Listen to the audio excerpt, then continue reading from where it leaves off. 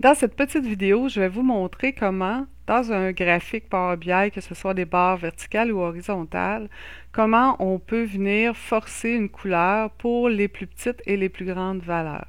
Donc, on va venir changer cette couleur-là. On va dans la démo. Donc ici, l'exemple, le résultat attendu, vous voyez que la plus petite des barres est en rouge et que la plus grande des barres est en vert. Avant de passer à la démo comme telle, un petit rappel amical et gentil pour vous dire si vous n'êtes pas encore abonné à ma chaîne, allez-y, Super Karine. Et si vous aimez la vidéo, ben faites j'aime simplement. Donc, on a notre graphique avec une couleur uniforme. On va avoir besoin de 3 mesures à créer. La première va nous permettre d'aller chercher la valeur la plus petite dans l'ensemble des valeurs.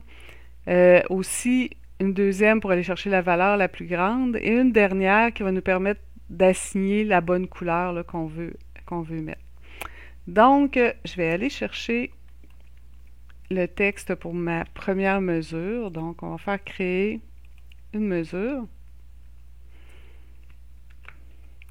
OK, donc ma mesure plus petite valeur contient le minimum, la plus petite valeur de toute ma table. J'ai simplement cette table-là qui a ces 12 valeurs-là, donc c'est quand même assez simple.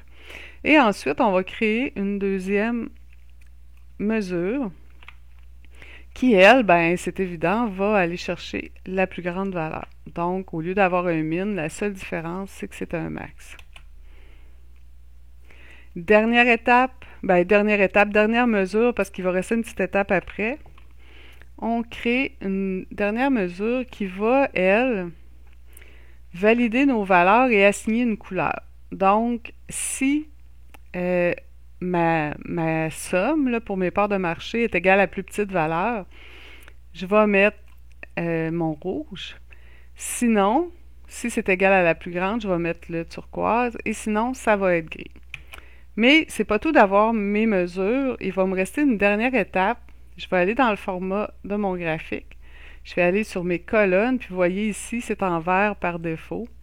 On va aller sur la mise en forme conditionnelle, sélectionner valeur du champ, et ici, dans ma table, je vais aller chercher la dernière mesure créée, couleur. Je fais OK, et voilà, simplement comme ça, j'ai mon résultat attendu. J'espère que vous avez aimé ce petit truc-là, que vous allez l'utiliser. Si il y a des choses que vous voulez, des questions que vous vous posez, n'hésitez pas, écrivez-moi en commentaire.